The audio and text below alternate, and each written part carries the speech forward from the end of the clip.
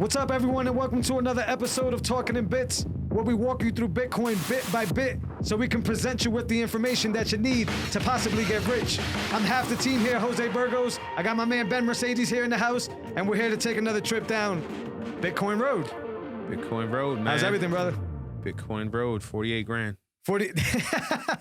You just gonna start right off the rip. 48 grand. 48 grand. It's down to like 45 right now. That's okay. But we've been saying this, man. Yeah. We're like, yo, is Elon Musk and Tesla gonna buy Bitcoin before or after we take over their market cap? Yeah. Well, let's rewind a little bit. Let's tell the newer people to Bitcoin what happened. Okay, so Bitcoin's market cap has been increasing on like the top global chart, where it's bypassing small countries and bypassing really large American companies now in terms of market cap. So like money that's invested in it. And so we've been saying, when is Elon going to buy Bitcoin? A few weeks later, he then puts one word in his bio, and it's hashtag Bitcoin. Yeah. And the price goes wild. Yeah. And then Michael Saylor has his event that we've been talking about. And the event is basically how do corporate treasury and corporate companies take Bitcoin and put it basically in their company on their financials. Right. That's big. As a store of value. Yeah. Right. So Michael Saylor does that with his company, MicroStrategy, with $1 billion worth. And now he has a lot more than that. Yeah. He basically made the blueprint. He made the blueprint, and then he did a webinar, and they had over like 2,000 people signed up. That's insane. And guess where they were from? Not just regular people. Guess where they were from? Yeah. Tesla. Yeah. And big companies like that.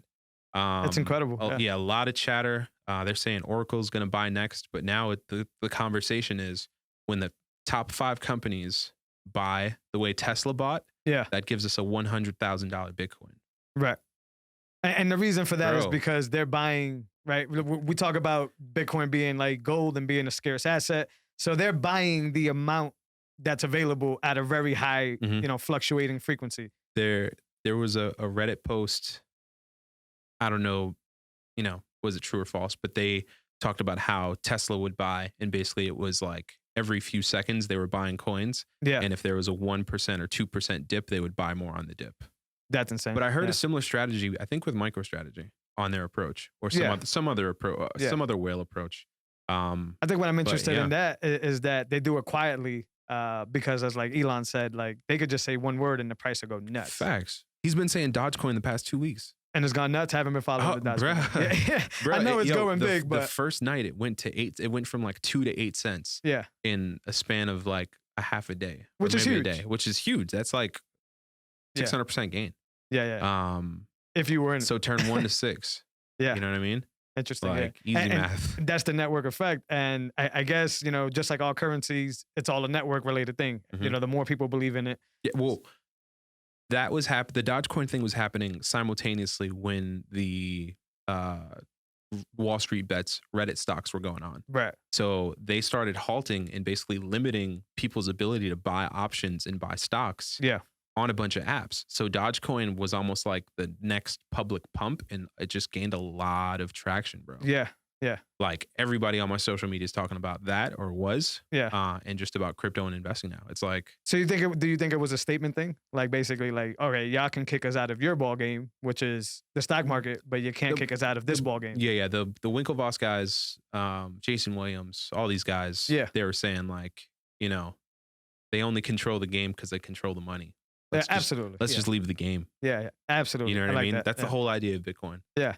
Like, and cryptocurrency as a whole. Gas prices are going up.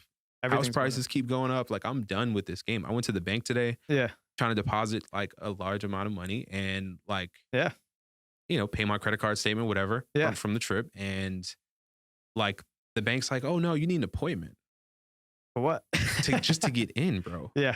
Like, that's unsettling. That's happened to me before. You know what I'm saying? Or just like the idea of like, the bank has my money, and what happens if the bank just disappears one day? Yeah. You feel me? Like, that stuff happens in other countries. What happened in Cyprus, right, in 2009. That stuff's going on right now in, I think it's like a third world country. I saw it on Twitter, but a woman was like, hey, my mother has her entire life savings, and their ATMs have shortages of money and banks aren't like opening. Something along those lines. Yeah. And it was like, we're scared that they're going to lose their life's work.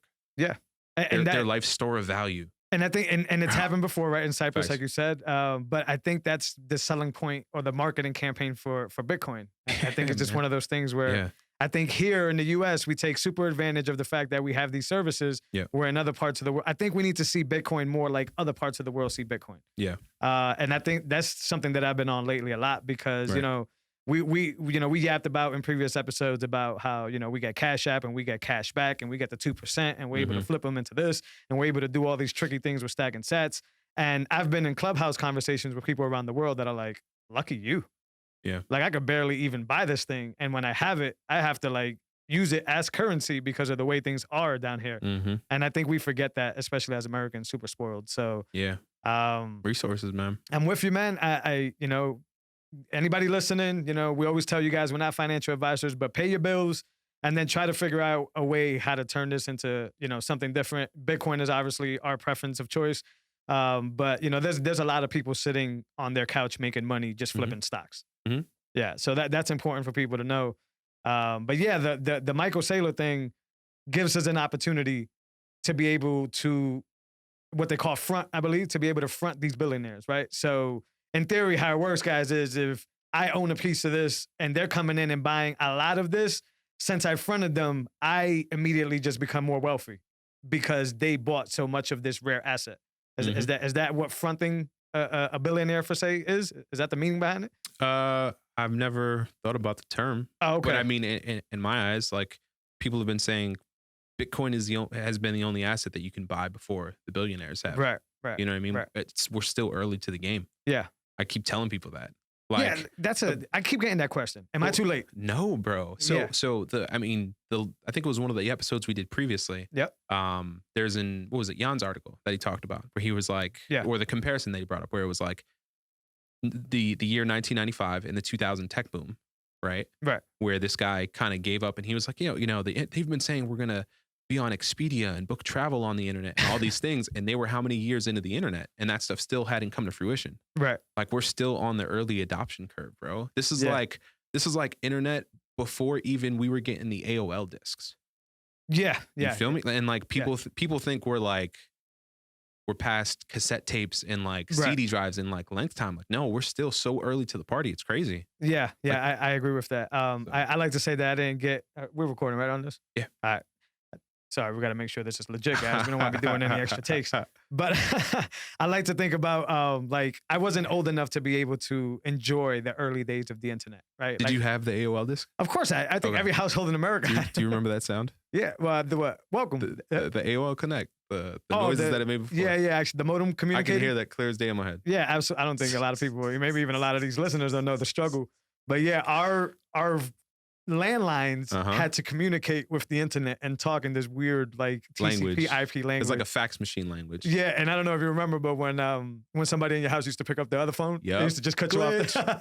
Crazy, man. Yeah, we've come a long way. That's where we're at with Bitcoin. But even before that, the internet before that, I wasn't old enough to get it. I got on AOL, right? And that was like the intro to social media. That was like the intro to that world, right? Where you could be in rooms with other people. But there was an internet before that, and I wasn't old enough. Chat rooms are wild, bro. Those chat rooms were vicious. Yeah. It kind of reminds me of Clubhouse. We're going to get to Clubhouse a little later, but it kind of reminds me of Clubhouse in a sense. It's crazy.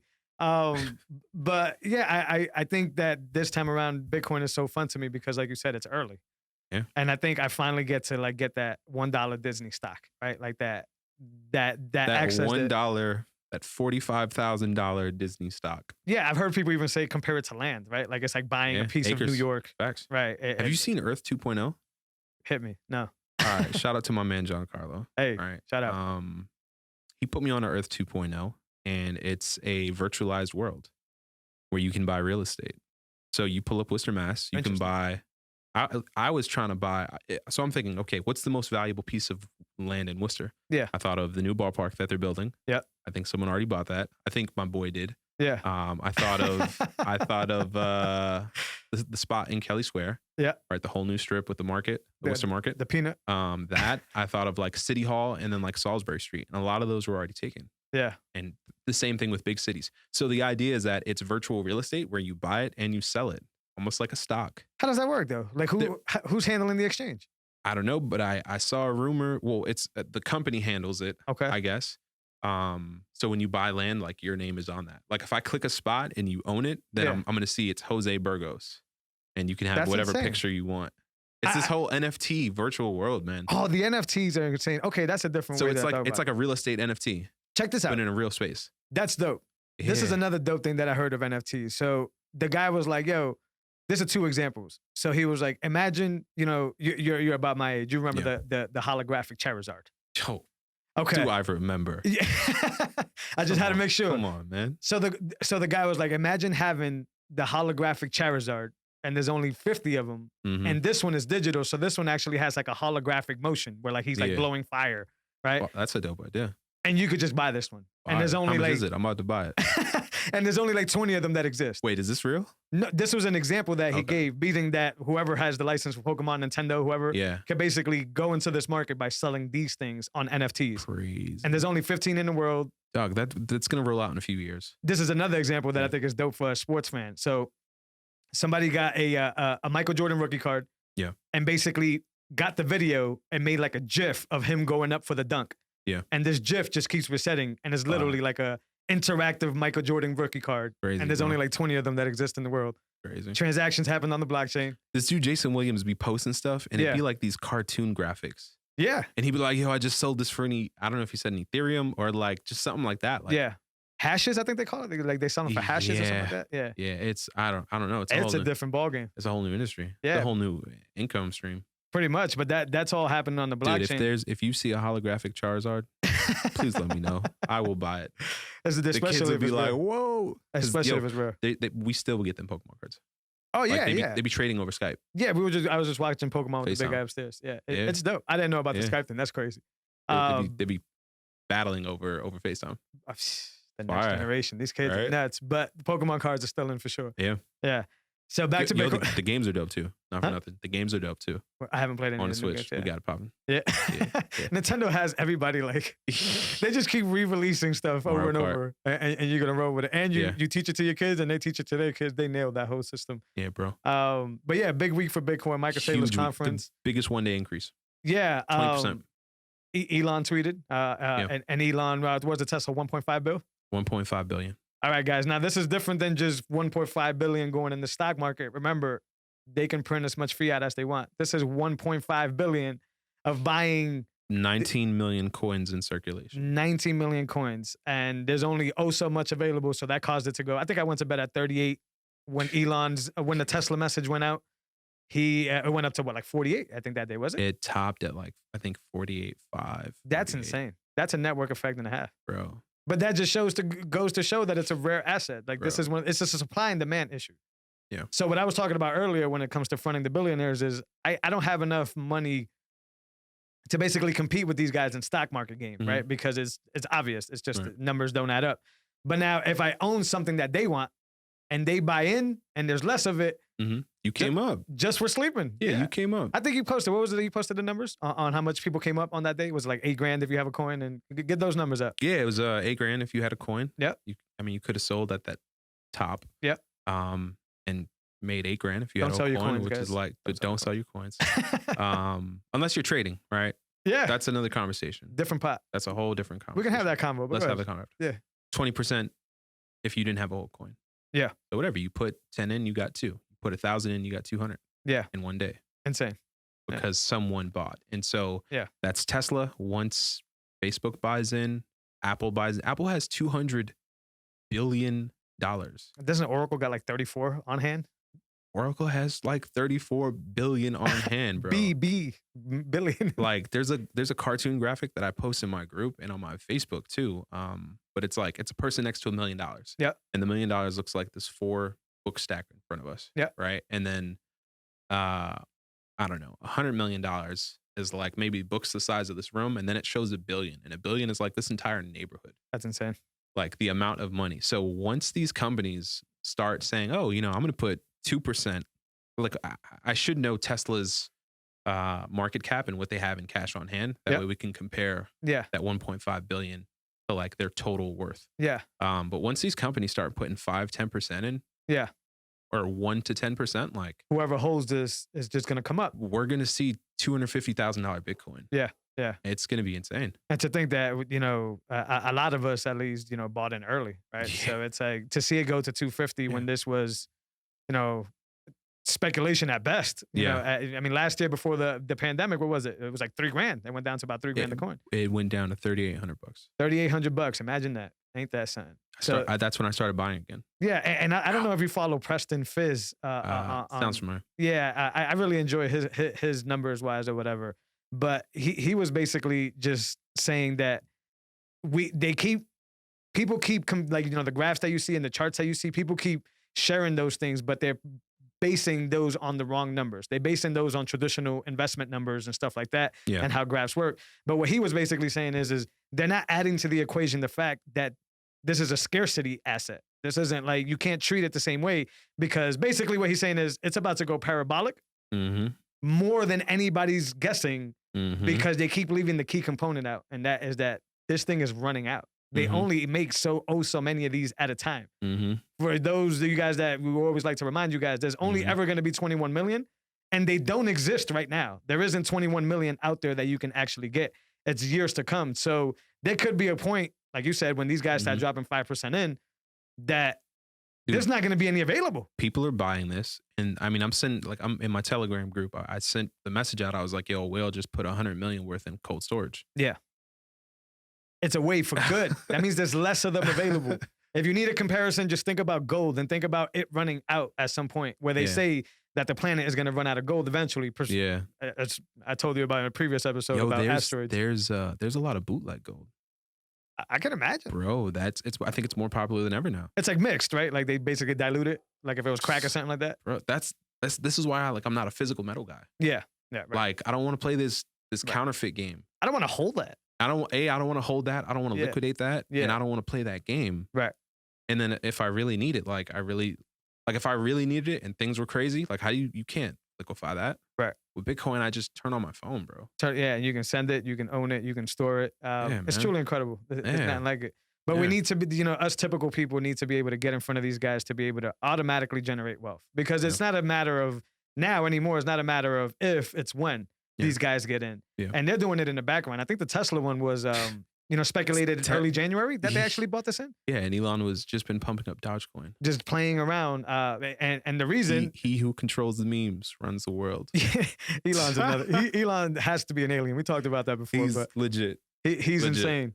But it's one of those things where like they do it quietly so they can lock in these prices.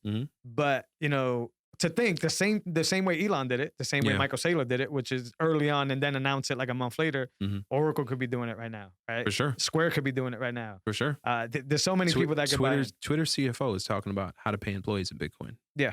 Yeah. That's insane. Every CFO has pressure on them right now in their board meetings. Yeah. Yeah. Tesla bought 1.5 billion of Bitcoin. What are you guys doing? They set the bar. If I was...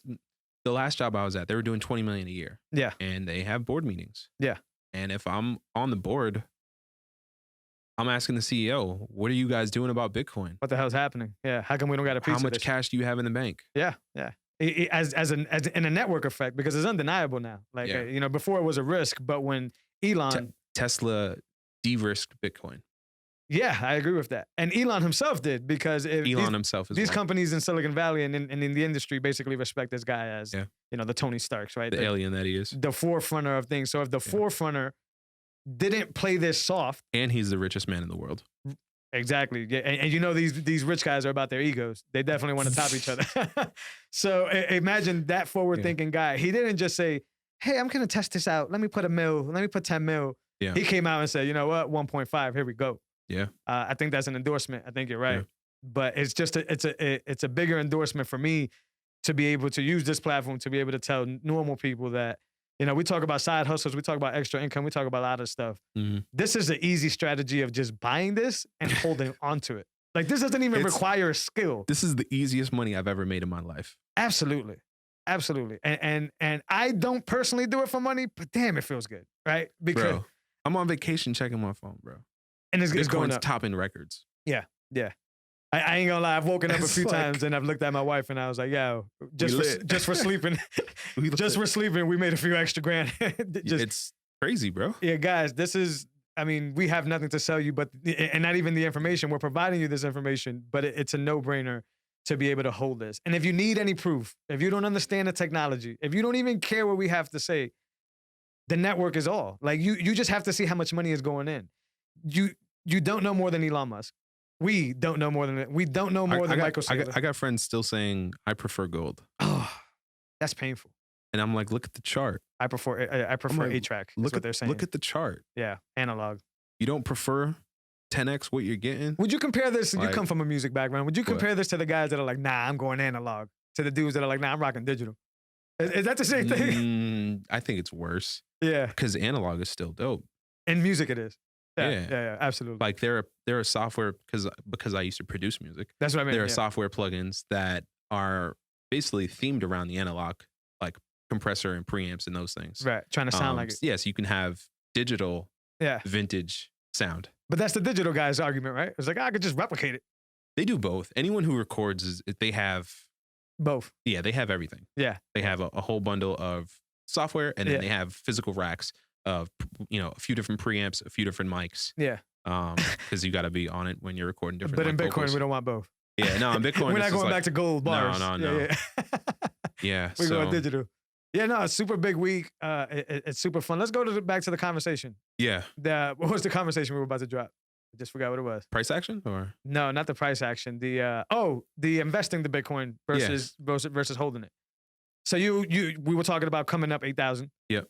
And then you brought up the point that if you were investing it.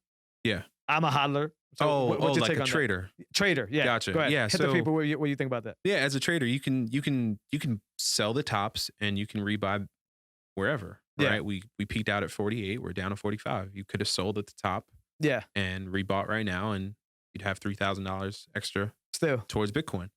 The problem is you can get smoked. And you can think 48's the top, and then you wake up and Bitcoin's at 5,300. Yeah, you lost. So if you don't set a stop loss, right. We've been trading Dodge. So I've been tweeting about it, like trading for stats. Or scalping for stats. For sats, yep. Scalping for stats. And it's just like, all right, Dodge went from 2 to 8 cents, made some money. Dodge went from 4 to 7 cents, made some money. Yeah. But when I'm entering trades, I'm setting a stop limit in Binance. Yeah. And so I'm entering a trade at 0.25. Yeah. And if we get down to 0.23, mine will auto sell. So I can go to sleep, and then I woke up, to Dodge at like 4.5 or whatever. Yeah. So that's one way where you can trade, but make sure you're, not gambling with all your money. Yeah. There's this, risk management and just like an approach to it that you should have. Like Definitely. like one dude went, and I shared it. He went all in on the AMC options. Right. He had like a $40,000 options account. He spent like 30 grand on AMC call options. Bad idea. And then that week we got screwed. Yeah. And his next pick is a pick of him in the hospital. And he's like, yo, my health's kind of wild right now. I'm still holding. Oh boy. Bro, risk management. Like you can't go 80%, 90% on trades. Yeah. Because one bad move and you're smoked. That's why now you've blown your account. That's why it's dangerous though. And I do agree with you because I've kind of been doing it on a smaller side. So what I've been doing is I set a cap manually. I don't have like an app that does it. Yeah. We could tell the people what you use. Mm-hmm. But I've kind of been manually scraping Ethereum off the top. And I know that Ethereum seems to be going on a higher rate and I should be holding on to it and all that stuff. Yeah. But I don't think so. I have a higher belief in Bitcoin than I do in Ethereum. And since Ethereum is booming out, I just basically set a cap and I just keep scraping it off and buying sats with it. Take profits, my man. Yeah. Take profits. When I tell people take profits, that's what I mean. Like you take whatever excess profit you have and trade up to Bitcoin. Yeah, definitely. And different avenues for sure. Yeah. But I started doing that because I've been hearing a lot lately more that there's going to be smart contracts built on Bitcoin. So those developers are already working on that. Yeah. So that doesn't mean that there's only room enough for one, person to do it. Yeah. Ethereum will still do its thing. But that puts a hole in the whole argument that they're the only ones that can do smart contracts. Is it a Windows Apple thing? What? Conversation. Like a preference thing? This conversation. Like, will you have the same kind of contracts on Bitcoin as you would Ethereum? And it's like, is it an Android app or is it an Apple app?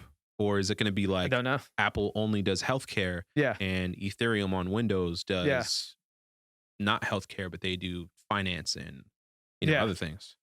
Yeah, I just think when we go back to network effect, then Ethereum has a big uphill to climb. And once again, I didn't. If I was really hard on this information, that I would have sold all my Ethereum, and I didn't. Yeah. But now it's enough for me to be like, okay, Bitcoin is still evolving.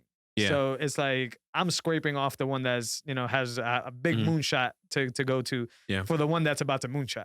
Yeah, no, absolutely. Yeah. So I do a Absolutely. little bit of that trading philosophy as well. But I Yeah. am interested in how you do that. That is pretty cool. Yeah, I've just been setting stop losses, man. Yeah. What app you use for Stop that? limits. I'm in Binance, Binance US. You can get the regular Binance, Yeah. but you have to use a VPN because they don't allow you to use it in America. So what that means is basically you get a VPN. Well, you should have one anyways to make your moves on the internet kind of silence. Yeah. Right.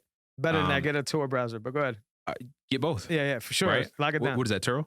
Well, the thing is that VPNs charge you, and from what I hear, they don't really do what they claim to do. But Gotcha. yes, they will change your location. So Yeah. I know what you mean with the Binance thing.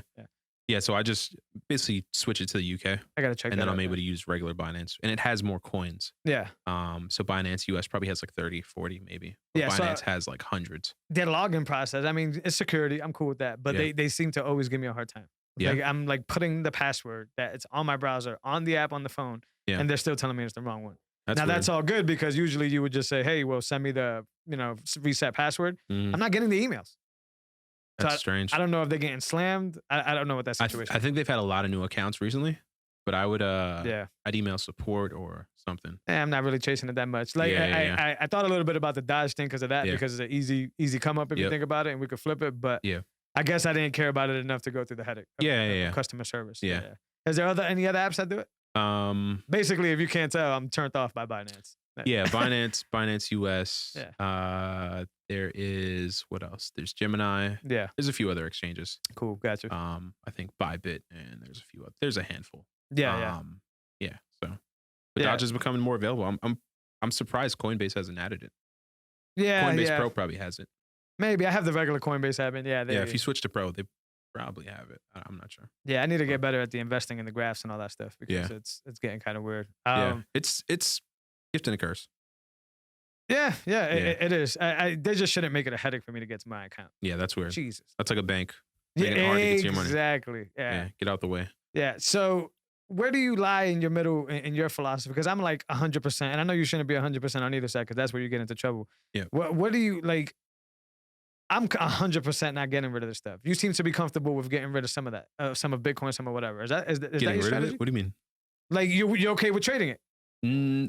I'll trade in Bitcoin, but not. You won't trade. I'll trade I'll have a side account Okay. with some money in it. Yeah. But it has nothing to do with my buy and hold Okay. or my dollar cost average. That's just trading money. Yeah. Okay. Because I've So- tried to think about it as like if I get like I've been trying to keep this the BlockFi account, the savings account, or whatever. Mhm. I've been trying to keep that thing as like I have those Bitcoin there to be able to trade, not trade, but cash out if you Yeah. want to think about it. But my stash Cold. is not getting sold out or whatever. So Yeah, it's just a different pot. yeah. I mean, everybody go at their own will, go Yeah. at your own pace, Yeah. whatever. But yeah, I've been thinking about doing that. For sure. Yeah. I mean, just start with like $100. Yeah. There are so many cryptos that are like ADA is like 80 cents right now. It's about to hit $1, and like you could just get into that. So many coins. Yeah, there's I've never heard of like that one. hundreds and thousands. This one's it's called like Cardano. There's That one I've heard, yeah. a lot of it. So that's what it is. ADA. Okay. That's the call sign or whatever it is.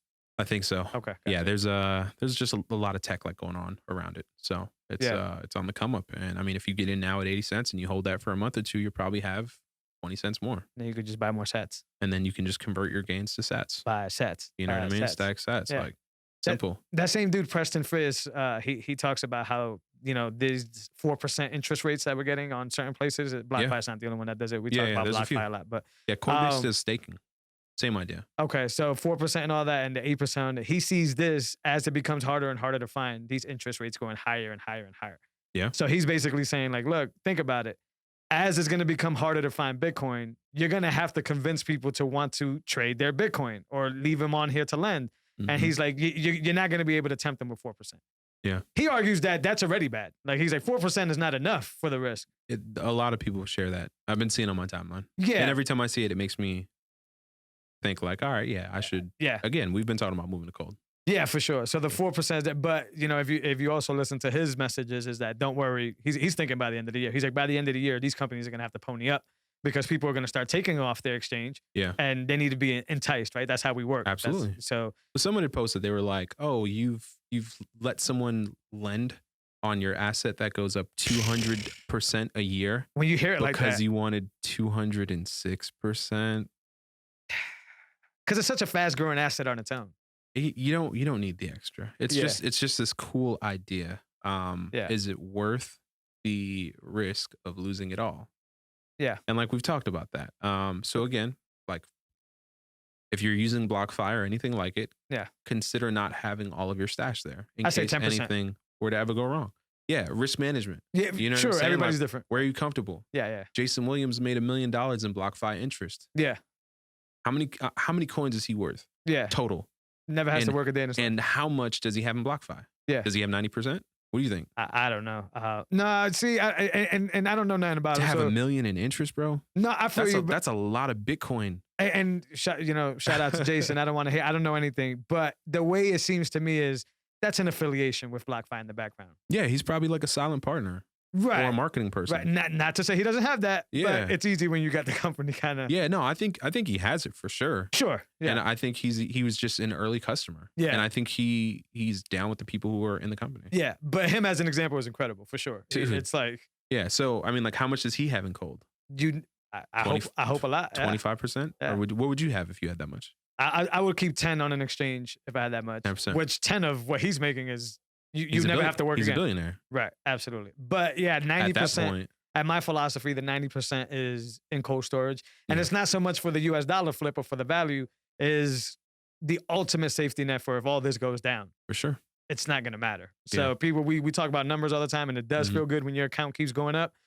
But what is that US dollar worth if it all goes down to crumbles, right? So that's my safety net. Or like Jan was explaining to us, if you have to flee for whatever reason, or if you have to, this is where 90%, is going to be a good number to have instead of 50-50 or something like that. Because if you have to flee, that's extreme, I know. But if you have to flee, you don't want to have 50 on BlockFi. It's taking a lot of money to even get the, it takes a lot of time to even get a regular transaction out of, these services. So I feel like we trash on BlockFi. I don't want to be that guy. No, I think we're just carefully explaining how it works. Yeah. And like, it's not like Coinbase. It's not like Binance. It's not an auto deposit or auto withdrawal. Right. It's like you're dealing with like a bank. It's a great service, but you're dealing with a bank. Basically. And the philosophy is kind of tainted, especially since it grows so fast on its own. Yeah. Like, it's not even like, oh, I need that booster. Yeah. Like, so that's a little bit off to me. Yeah. But, go ahead. No, it still feels good to look at your account, man. It does. I feel safe. Like they announced a partnership with Fidelity Investments. Yeah, who's told me that the Fidelity 401k guy that I got told me that they don't exist. I was like, Crazy. Like, I reached out and he was like, "No, sir. Yeah. What we did is we help people learn about crypto." I'm like, my man, people are investing with Fidelity digital assets. I'd be so pissed off if I had a 401k that I was trying to roll. I was pissed off. I'd be like, again, you're getting in the way of my investing. Like, that's frustrating. It is. I mean, to me, that's still like keeping the foot in the fiat and the S&P game, right? So, no, it's cool if you have one. There's nothing wrong with that. But if you're trying to roll that to Bitcoin and the employee is like, no, we don't have that. Like, dude, give me your manager, man. You're doing a shitty job. Like, my boy Joey signed up and like he waited like 2 months for them to get it rolling, and he missed out on a lot of price action. Yeah, that's insane. So, none of these servers. I mean, I'm here complaining about simple 5-day waits, but 2 months to, we went December 19, and a month later 48. Like he would have missed that whole jump waiting for Fidelity if he wasn't on it. I've had a lot of fun listening to people in the Clubhouse. I can't wait till you get on the Clubhouse. I think it's a really cool tool. Twitter and Facebook are coming for Clubhouse. Facebook. Yeah. And it's dead, which sucks. Yeah. No, the Facebook's not dead. The Clubhouse is going to die if Facebook does it, just because you're there. Yeah. And the Clubhouse aspect that kind of sucks is you need the phone number to invite the person. I'm sure Facebook is just going to say, hey, is that your friend? Your friend, yep. Yeah, you're good. See? So it's going to crush it. But right now it's really dope. Yo, Elon's going on tonight, I think, with Kanye. I don't know if it's tonight, but I don't know how I feel about these guys' this network effect, though. Like, I enjoy it because obviously they bring attention. It makes more people buy Bitcoin. It makes, everybody who owns it more valuable. But I don't know if I like these guys. Like, it kind of seems like they're playing with the average person. What you mean? How do you feel about that? Like Elon and Kanye, or the not Bitcoin? Kanye, because he hasn't done anything that I've known in crypto sense. But like that troll effect of being able to basically maybe not so much you and I, Yeah, like maybe basically say something and have a horde of people just buy something that they could regret. Oh, absolutely. Is what I mean. You know how many people got smoked with Dogecoin? I'm sure a ton of people did. Yeah. So that's what I mean. Like, But you got to manage that risk. You know what I mean? yeah, Like you can't go all the way in on Dogecoin yeah, because Elon tweeted about it and Mark Cuban tweeted about it yeah. and probably Soulja Boy tweeted about it. So Like, many people are. and then you see it in the news and you take, the 10 grand you have to your name and Yeah. then you lose it all and you can't blame them. No, That's yeah. your bad. You know yeah, what I mean? yeah. I wouldn't say blame them. I just don't know how I feel about like People hyping it up. No, It's the internet, man. I don't know. It's hard to say I wouldn't do it if I'm in that position, but to Dude, think that Elon and Tesla got in. Remember, because this is an asset that we want to buy as Mhm. everyday people, right? So to think that Elon and Tesla got in at 35 or 34 because they stayed quiet, but then the Mhm. average person now, because of that announcement, had to pay Mhm. 40, 42. Like I think I know it's a game. I'm not Yeah. blaming anybody, but that sits a little sour. Don't hate the play, hate the game. Fair. I'm not hating anybody. I just have to call that out. Yeah. Yeah. Hey, For man, people that don't realize that it's look, happened, there's a lot of people that don't realize they're under that influence. listen, if Elon wants to tweet a meme of himself I love Elon. as Lion King holding up the Dogecoin and he wants to pump Dogecoin and I can benefit off that Yeah, and my friends can benefit off I that, see what you're saying. It's like a call sign. bro, I'm with it. Yeah. I'm with, like Mark Cuban saying I'd buy Dogecoin over scratch tickets, Yeah. That's easy. Like- I buy a lot of things over scratch stick. right? Yeah. So That's the like biggest game. if they want to talk about that in whatever way, I mean, it's the same thing when Elon tweets about Tesla. I think one time he said Tesla's overvalued at its current price and the stock went down a little bit. Yeah.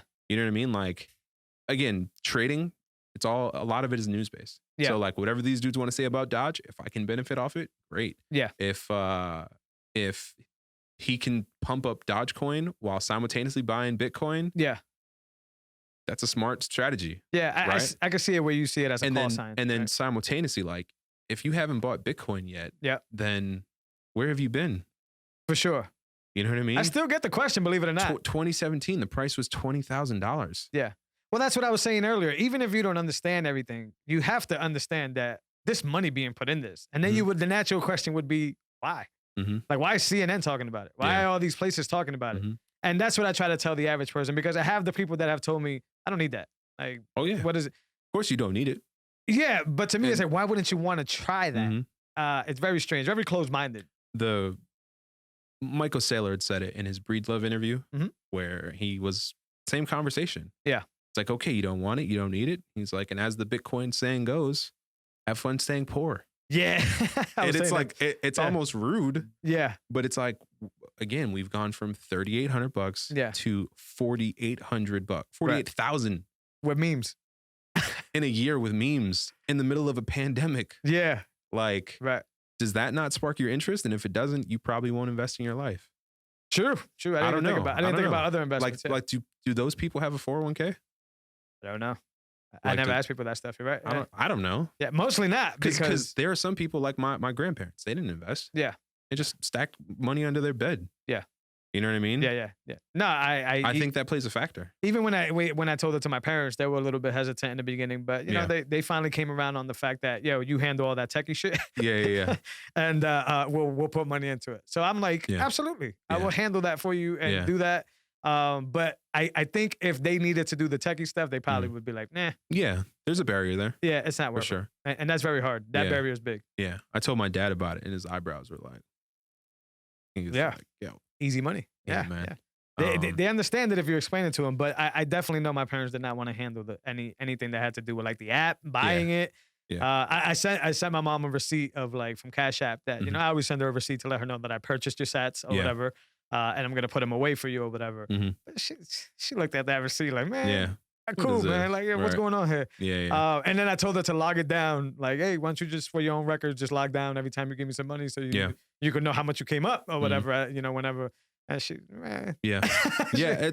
Some people don't care. Yeah, it's just a bucket thing. Yeah. But yeah, I've been trying to talk to a lot of people and help them with that. The security is a big deal to me, as you know. Mhm. Today, like I was telling you when you got here, a little bit different. Cold Card is the company I use. CoinKite is the mother or father company of that. So basically, they had a problem with multi-sig wallets, Mm-hmm. and this is big because what was happening is when you make a multi-sig wallet, you make 2 keys for the vault. Well, one of those keys were coming from somewhere completely different and not yours. So you thought you were getting 2 keys, but what you were getting was your key and somebody else's key that has access. They were delivering that? They weren't delivering it, but I guess it was a vulnerability to where if anybody goes and sees maybe like your file or anything, they can see publicly that key and then they can make the second sig. Gotcha. This is paraphrasing. Almost like, did you ever crack software? Define that. I've done some. Did you have Windows like back in the day? Yeah. You download Fruity Loops. Yeah. And you download the demo version, Yeah. and then you download the application that's a crack. You run the serial key, right? You run the serial key. It creates a common password that you enter into Fruity Loops. Yeah. And then you get the full version of the program. Sort of. But remember that when these keys get made, like I think I could be wrong. I don't have a multi-sig wallet. So that's something I should say here. But I think when you make that one key, the other key gets generated from that one key. So in the Fruity Loops example, there was just one password for everybody that they were sharing it off a torrent. Yeah. Right. So I think that's what was happening. And there was a guy, JW is what he went on in Clubhouse or whatever. I have his Twitter. We can add it after if anybody's interested. He basically came on and was like, hey, CoinKite was told about this problem in November. They didn't do anything about it till January. They didn't tell nobody. They didn't do anything about it till a firmware update in January. And even when they did the release notes for that update, they didn't include it in there to let people know that it was a problem. Yeah. And in the security world, there's bounties. So if I solve or Ben solves a hack and sees something and I report it to the company with enough time for them to fix it, they're supposed to give you a bounty. Every company has a different bounty, but that's a common thing. I've only seen that once or twice. Yeah. That's pretty cool. There were some big rewards. Well, Google does it religiously. Like they allow, it's like an open door thing. Anytime you guys find one. And I think Apple does the same thing. And the bounties are really high, like 500K, something like that. It's not cheap stuff. But remember, these are state-of-the-art companies. Right. So he was basically saying that when it comes to security practices, the company CoinKite, Coldcard, who says that they're the best in the industry, basically have shitty security practices. Yeah. Now, I like to inform people about their security, so this was a big deal to me because the owner of CoinKite got on the same Clubhouse and started, I would say debating, but they were arguing like 2 little kids about, who was right and who was wrong. Yeah. What I have to say is that to anybody that's listening that has gotten as far as setting up cold storage, this only affects you if you have a multi-sig wallet setup. If you don't have a multi-sig wallet setup, you should be all set. If you have a cold card, install the latest firmware update and you'll be able to continue about business. But the reason I wanted to bring this up is because things evolve fast. New problems come up all the time. This is software. So this won't be the last time that there's a vulnerability. Yeah. And you should always stay up to date on security practices and best security practices, because if you think about what me and Ben are always talking about, eventually these accounts are going to have millions of dollars in them. You want to make sure you stay up to date. Real soon. You want to make sure that these things, your security practices stay up to date. And if you don't want to deal with that, then, trust a third party with it. But that comes with its own problems. I'll try to keep you guys up to date as we go on about security stuff. But I figure I'd bring that up. Even the best, what I think is the best company with the best practices, from what I heard in this conversation, kind of came off as not having those great practices. Now, I'm 2 for 2 on this because I recommend the Ledger. Look what happened to their database. But it was just their general data. It was just their customer name, email, address. But that's big. It was address, because the thing is now you get those, I think they call them like the wrench attacks or whatever, where somebody knows where you live and it's basically like, hey, I'll show up, I'll take your kids, I'll come with lethal force if you don't give me this much Bitcoin. And they could not only know where I live, but actually send me the email because they have my email address as well. And all the types of problems. But overall, that you can't call yourself a security company and get breached by easy security tactics, because the database is probably the easiest. You're dealing with blockchain transactions. Yeah. How does your database get beat? So and then CoinKite. Hey, I'll take the database leak over the exchange. 1,000%. Getting beat. See, but this is the thing. But still, either or. I don't want it. It was because of how well Bitcoin is built that you can say that. Yeah. If they had control of the whole thing, as easy as they got their emails breached, those transactions could get breached too. Yeah. So the defense there was the blockchain and Bitcoin itself. You know what's the worst thing about it is, like, even at my last job, we would get an email and like, you hear of people's servers getting seized. Yeah. Their files getting encrypted, and then the flyer says, send me $100,000 in Bitcoin. Yep. And all that sometimes starts by the wrong person opening a spam email, clicking a link, malware getting installed, Right. and seizing the server immediately. Right. That's exactly, well, that dude that was going against the CoinKite dude, Yeah. his big thing is I think, I don't even want to plug him. I forgot what it was called, but it was like Yeti Security. Anyways, he was basically saying that his argument is that all hardware wallets are flawed because these things can happen. So what he was basically saying is go to Walmart and get a $150 laptop that's going to be just for this. Yeah. Right. And then he has, I guess he was trying to plug himself there. He has videos, his company does, that show you how to set up like a computer from scratch and not use a hardware wallet and use Bitcoin Core, which is the security that Bitcoin itself built from the very beginning. And it's just on your drive. Yeah, I guess so. And but he was talking about like burning your private key on like CD disk and all that stuff. And to me, I'm like, with the cold card. That's not a bad idea. Yeah, but to me, it's like with the cold card, this is paranoia. My device has never touched, like my private keys were made on a device that has never touched the internet. Right. So if I got private keys and I'm putting them through a software that then is going to burn it back to malware, back that is going to burn it onto a disk drive, an optical drive. If you listen to any security guy, they'll tell you the first thing is it's always expect that you have malware. Like it's the easiest thing for anybody to catch, opening up an email, going to a website, grandma sends you a photo of your kids, you want to check it out, you got malware. So to me, it's like, I get the starting fresh from like a $150 laptop, but now you're just going through a lot of stages to get those private keys sealed. Yeah. When with the cold card, I know they're protected because they've never been connected to anything that can broadcast. Yeah. And that's where they were fighting like little kids. That's where I got lost in the mix. Yeah. I was like, well, that's strange. You both got a point. Yeah. But stop acting like little girls. Yeah, and explain it publicly, like. And Jimmy Song is a Bitcoin developer, like one of the OGs or whatever. He was like the moderator. And he had to keep telling grown ass dudes, "Hey, shut up, shut up, shut up, shut up. Mute your mic. Let him go." Moderators should be able to mute at this point. I think they can, but he was trying to be fair.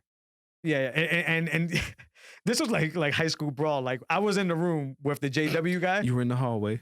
Check this out. This is the first time I've seen this in Clubhouse. I was in the room with the JW guy, right? 1,000 people were in there. I asked a few questions. He answered my questions. And then somebody came up to the audience and basically was like, "Yo, JW, homeboy over there said he'll come in here and debate with you. He's in the other room talking." And I was like, "What?" And then he was like, "Okay, I'm willing to debate with him or whatever." And then the dude from Code Card came from another room, entered the room, and they set like rules, like a match. Like, Jimmy Song, you're going to be the moderator, and you're going to go first, and you're going to go. And I'm like, is this like free promo? Or they both had really good points. That's kind of exciting, though. It is. It's dope. Like if there was something like that in regards to like finance, depending on who it was. There's finance rooms. Finance, or even like in the like more of the investment side of Bitcoin. Like Jason Williams in a room with Pomp and all these people. Yeah, I gotta get plugged on. Yeah, there is. There's those rooms. There's like the investor. There's the stonks rooms or whatever. They have those rooms. They have a lot of diverse rooms. I mean, there's cannabis rooms. There's a bunch of stuff. Really cool. On there. But the Bitcoin rooms are really dope. And that's why I'm trying to jump on that platform and invite a few people and try to talk to whoever I can talk to, basically, and try to inform them of what we try to do every week. But it's because I feel that my ability to be able to soak this information up is important for the people that are not able to soak this information up. Yeah. And what I want them to do is front those billionaires. Right. I want them to be able to change their lives as easy as just making one decision. Someone had said, if I told you to buy Bitcoin, I'm saying I love you. I like that. Yeah, I haven't heard that. You know what I mean? Like I've been telling all my friends this year. Like, yeah. I told my family kind of late. I should have told them earlier, but yeah. Like I've been telling my friends all year. Yeah. Or going to last year. Yeah. And I used to trade it back in 2017. In 2017, I found out about it because of you. Yeah. Yeah. So it's like the people I love, they know I'm on them. Yeah. It's an important thing, especially now that it's popping and now that the network effect is taking over, and you can only just make more money by just making this quick move. I didn't see 48K Bitcoin. Like if you asked me 2 months ago, I thought we'd see it like at the end of 2021. Yeah, I still remember the message you were telling me. Yeah, bro, I didn't think we would see it. What is this? We're in February. It was a month. Yeah. We went from 19 to 48 in a month. Max Kaiser saying 65 to 220 this year. Yeah, Preston Fizz. Shout out to Preston Fizz. I hope I'm saying his last name right. He's projecting 80 by April, 6 figures by summer. Because once again, he's saying like people are not keeping account that this thing is running out. Yeah. They keep doing these traditional stock graphs and it's running out. It's about to go to the roof. Every day, whales are taking millions of dollars worth off exchanges. Yeah, and keeping them. And they're keeping them. And what that means, guys, is that, yeah, they're gone for good. They're held. They're not in circulation anymore. They're in someone's safe. Yeah. So the price is going up because it's harder to find this gold, this rare asset. I think when we see 100K, we're going to see a big shortage. I think exchanges are going to have to admit that they don't have any on hand. Yeah. And I think the price is going to get a little crazy. Yeah. So you have to get in. You have to hedge. So when it hit 48, were you all over your phone? Were you opening your phone like every minute? I was, every but hour? I was, but not to check it, to buy. Gotcha. Yeah, and a lot of people ask me, especially in the Clubhouse rooms that I've hosted, a lot of people keep asking me if it's too late, if it, do you wait for the dips? I personally do not. I personally, what I tell them is I look. Did Tesla wait for the dip? I mean, they caused the dip. 33. They stay quiet to make a dip, Right. and then. But the thing that I try to tell people is that we're arguing. You're wasting your energy and time talking about something different, because when this thing gets to 6 figures, whether you bought at 38 or you bought at 42, it's not going to matter. I try to tell people that. Waiting for a dip is, especially when it's volatile. Some people still, like a couple weeks ago, people were like, yeah, I'm going to wait till 20. Yeah. What if you never see 20? But yeah, I don't think we ever will. I think there's too many people in. And like you said, too many whales are holding this stuff. Yeah. And when these companies start, even if these companies flip it and use it as a way to sell you services or whatever, it's going to be in circulation and people are going to know to hold it. Yeah. And I think that's why we're important, because we're educating more people on this. But hold that gold. I hate comparing it to gold, because gold is it's just the easiest way for people to understand it. Yeah. But I don't like talking about a gold, because gold is yuck. Yeah. Like you said, I don't want to carry it around. And then when people hear gold, if they're not open-minded, they're really going to think it's like gold. And they'll be like, I don't want that. I never wanted it before. Why would I want it now? This is different. Yeah. I usually say digital gold, but there has to be a better explanation. Yeah. I just, listen, different analogies. I've heard a bunch of different stuff, but. What's the best one you've heard? Or how do you like to explain it? I keep using the gold analogy, but I like the Mona Lisa example, right? Like anything that's rare, Michael Jordan rookie card, I like those examples. Like it depends who I'm talking to. Yeah. Somebody who understands the Michael Jordan rookie card analogy, probably won't be the same person that understands the Mona Lisa analogy. Right. So I try to switch it up. But the biggest thing is that, we got a new one, holographic Charizard. Yeah. I'm going to use that with people who are my age. Yeah. So Bitcoin is the holographic Charizard. Go get it before they run out. There's 21 million holographic Pokemon cards. Yeah. And they're not available yet. And there's only 19 million in circulation right now. Go get yourself one of those. And the price only goes up. Yeah. So we're 52 minutes in. What do you think is until we talk to the people next week? What do you think is going to happen this week? I think big companies are buying right now. Yep. If you're Disney, what answer do you have for your board members? You got to buy. Who are saying you have $200 billion on reserve, buy $5 billion. Yeah. Tesla's already up $300 million. That's insane. Yeah. Just from a move they made. He dropped a big move. They said they made, I think that I can't quote the tweet, but it's a really large amount of money that they made. I don't know. Maybe they said they're more profitable with their Bitcoin buy than they are with cars. Something along those lines. Yeah, I've heard and that. It's just like, that's why Tesla's great. That's insane. And that they're going to take payments. And you can order a Tesla right now with Bitcoin. They have the QR code, I think, on the page. That's insane. Dude, welcome to the future. They said in their paperwork that they don't have to liquidate it, basically. You understand what's happening here, guys, right? They're going to take all our Bitcoin if we're not careful by doing stuff like this, and they're going to hold it, and they're going to store that. And like they said, unless they have any financial needs, they could hold all this Bitcoin that they're selling these Teslas for. They'll have $1 trillion. That's a juggernaut. So they're basically mining Bitcoin in a non-traditional mining way. They're just selling the stuff that they already got. Solar panels, cars, SpaceX, right? Like where is it that we're going with this? SpaceX is going to buy. Yeah, but that's what I mean. Like they don't have to buy if they're accepting it as payment, because they're getting it not for free. They're trading their services for it. But you see what I'm saying? Like they could just hoard it just by selling Teslas. That's insane. One of my favorite wedding photographers, Michael Anthony. He's like a friend of mine. We're messaging and he's like, how can I accept this as payment? Yeah. And that dude does. Plug him in, man. I know how. Yeah. I'm gonna link him up. I'm sure he got better connects than me, but if he hasn't figured it out, I know how. Because I'm gonna try to get the new book that I just finished. I'm gonna get paid in sats. Sweet. But go ahead. I'm sorry. Baller. Yeah. No. Like if you're a business owner, think about that. Yeah. Pay me in Bitcoin. Yep. I booked the Miami trip. I made $65. Yep. A week, 2 weeks later, it's worth 20% more. Absolutely. Imagine if you have half of your salary in that. Yeah. It's just like auto converting. It's the best way to save, man. You know what I mean? It's incredible. We've never seen it. It's awesome. Yeah. Guys, I hope you guys got a lot out of this episode. Please rate, share, and subscribe this so we can continue to have these conversations and continue to educate. Please reach out to us wherever you can find us on social media, and we'll be able to answer your questions on the spot. Or if you have questions that you want for the next show or any suggestions, you know where to find us. We're always around. See you guys next week. Peace. Take care. Keep stacking them sats.